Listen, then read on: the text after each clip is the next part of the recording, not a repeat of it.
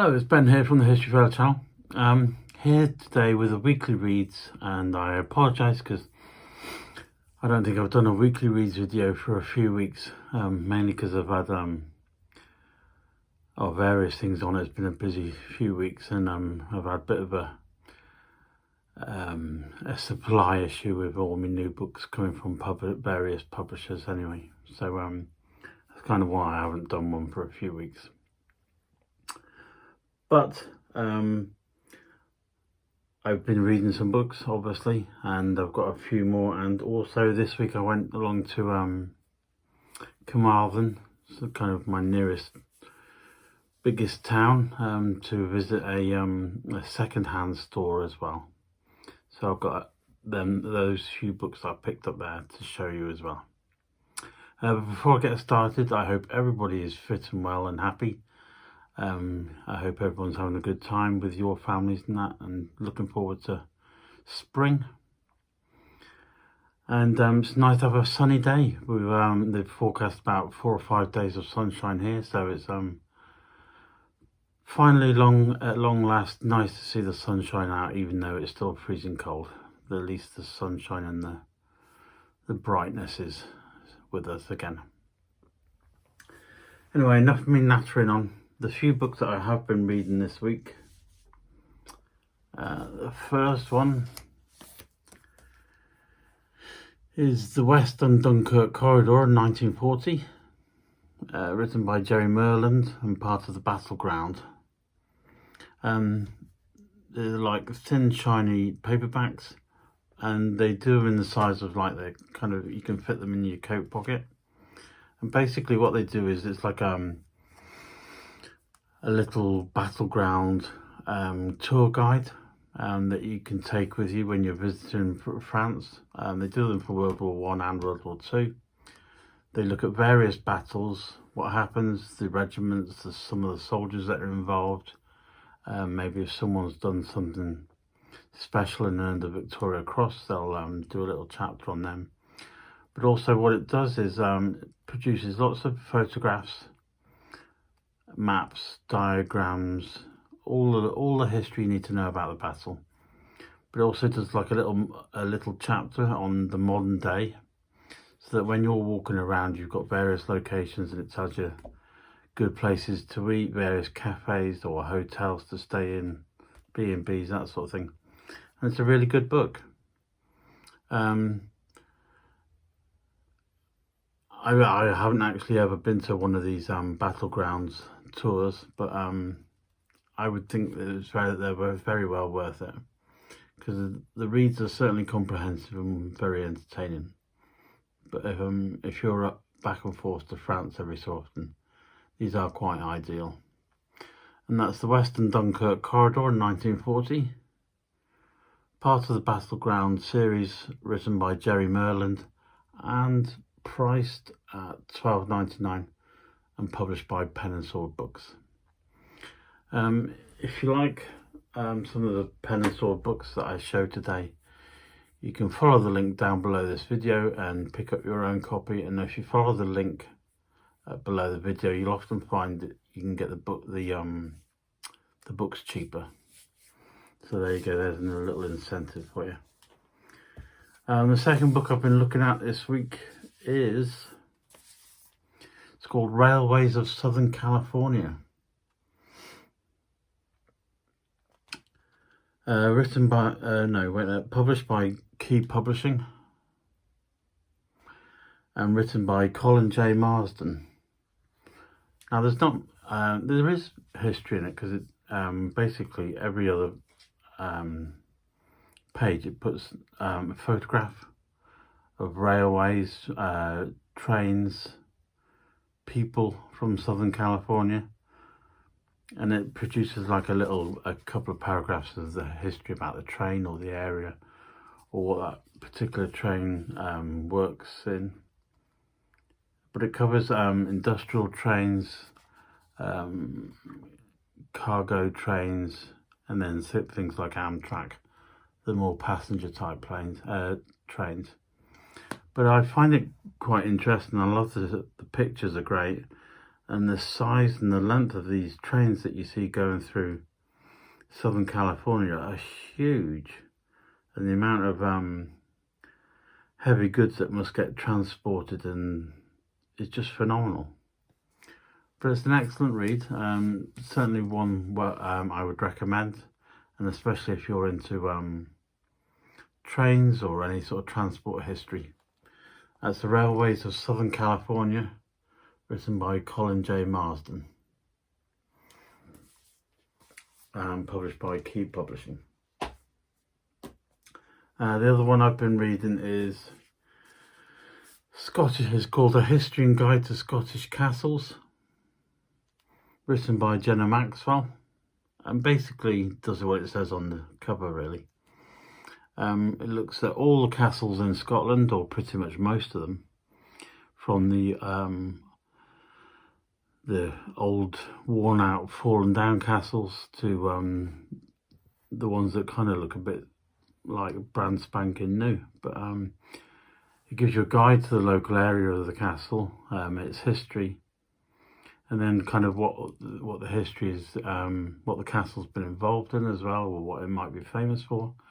Because you often find some of the Scottish castles remain in good condition, and they're often used in films, TV programmes or adverts. So it's a really good read. And for each castle, it gives you the history of the place too. And the book's kind of separated into regions. So you've got all those from the Grampian area, or the Orkneys, or the lower counties of Scotland. But it's a really good read. I thoroughly enjoyed it. And I kind of, as I was a kid and lived up in Scotland for 10 years, I kind of checked out all the castles that I'd visited as well, and the information is quite accurate. So that's A History and Guide to Scottish Castles, written by Jenna Maxwell, published by Pen and Sword Books, and priced at £22. Right, so what am I going to read this week? I'm hoping to just move a couple of books. I'm hoping to get started on these two books and give them a good read. First one's The Battles That Created England, 793 to 1100, written by Arthur C. Wright. This is also published by Pen and Sword Books.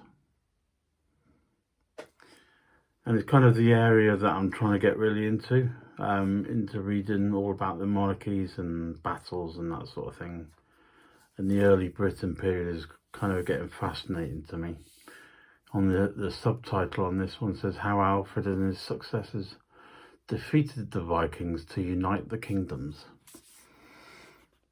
So I'm hoping that's going to be really good, as it's mainly about the battles rather than the politics.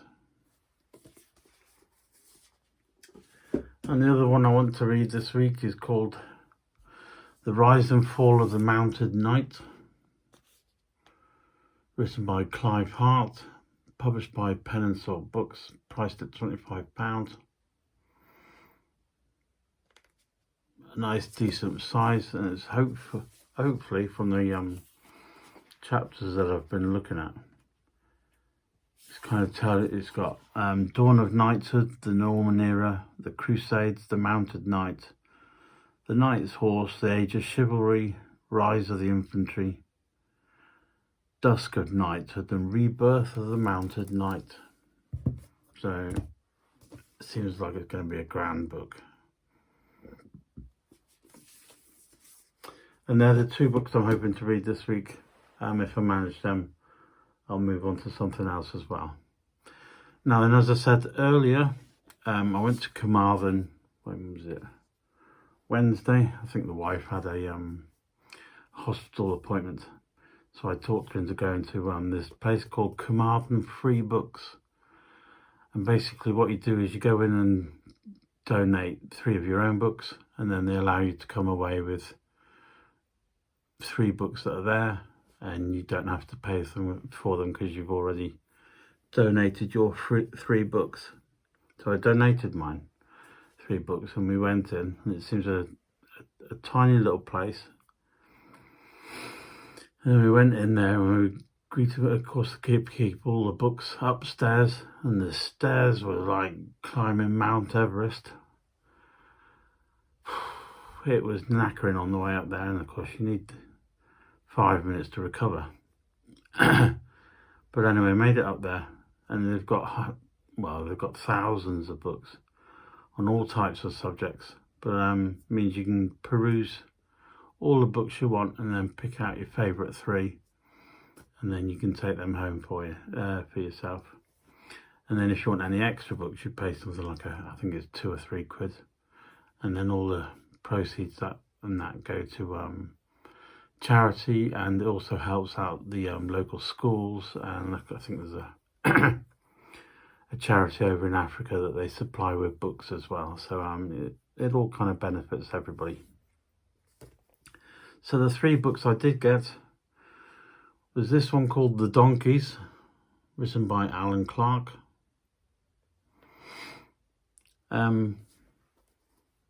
Obviously free. This book's been published by Pimlico, and basically it's a look at those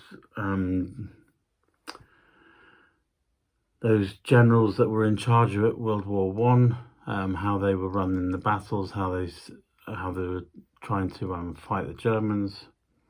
So of course if we know our World War One history, Haig, who was in charge, was sending most of the men over the top, racing towards the Germans to just try and fight it out in no man's land. And so the commanders became known as the donkeys by the actual soldiers, because so many men were being killed, and Haig and his fellow generals just didn't seem to acknowledge that fact, and many men lost their lives during World War One. So I think this should be an interesting read. That's The Donkeys, written by Alan Clark. The second book I got was, because I love it, American history, especially about the Indians. I got A History of the Indians of the United States. Excuse me. Written by Angie Debo. And actually I think I might have this one in folio.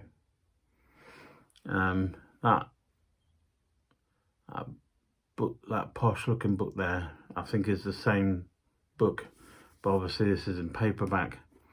And plus, as I like to keep the